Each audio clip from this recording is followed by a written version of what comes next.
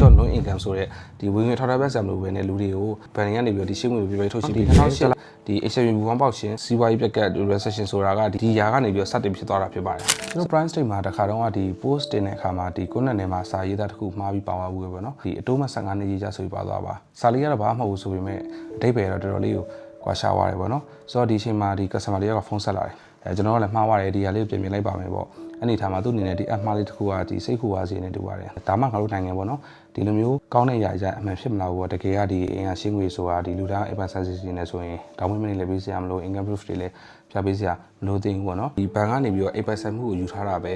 တကယ်လို့ငါတို့ပြန်မဆက်နိုင်အောင်မှာတစ်ချိန်မှာဒီဘဏ်ကနေပြီးတော့အိမ်ဝင်သိမ်းသွားလို့ရတာပဲဒီအခုကြည့်နေလူတွေထဲမှာလည်းဒီလိုမေးခွန်းလေးတွေရှိနေမယ်လို့ထင်ပါတယ်ဆိုတော့ဒီ income proof ဆိုတဲ့သဘောကကျွန်တော်ဒီဘဏ်ကနေပြီးတော့လူချင်းမင်းကအင်အားရှင်းငွေနဲ့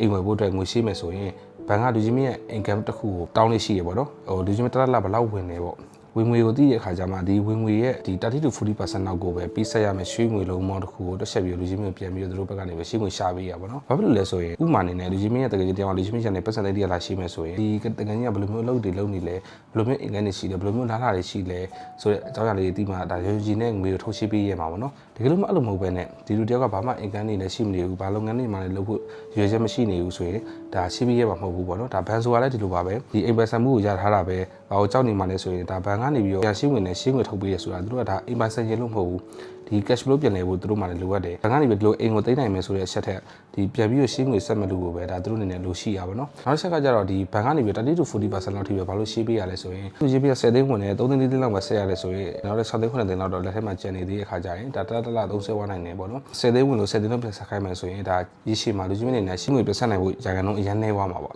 နောက်တစ်ချက်ကကျတော့6လစာဒီ business တွေတောင်းဆိုကြရဲဆိုတာကလည်းဒါတကယ်မှာဘန်ကနေပြီးလူချင်းရဲ့ဒီ stability အင်္ဂါတစ်ခုကိုသိချင်တာဖြစ်တဲ့အတွက်ကြောင့်မလို့တလသူဒီကူငွေအမောက်ရတာမှန်ရဲ့လားဆိုတဲ့ဟာတစ်ခုကိုဒါအမခံတဲ့တတိအနေနဲ့စစ်စစ်ရှင်းဖြစ်ပါတယ်နောက်တစ်ချက်ကကျတော့ဒါဒီလိုမျိုးလုပ်ငန်းတွေရနေပြီးတော့ငွေဖြူအနေနဲ့ရလာတဲ့ငွေတွေဖြစ်ကြောင်းကိုလည်းသိရှိလူသားကြောင့်လည်းပါပါတယ်ဆိုတော့ဒီလိုမျိုးဘန်နေကနေပြီးတော့အင်္ဂါနေလည်းမလိုပဲဒီဒေါ်ပင်းမနေလည်းတို့ပေးစရာမလိုပဲနဲ့ဒီဘန်ရှင်းငွေတွေကို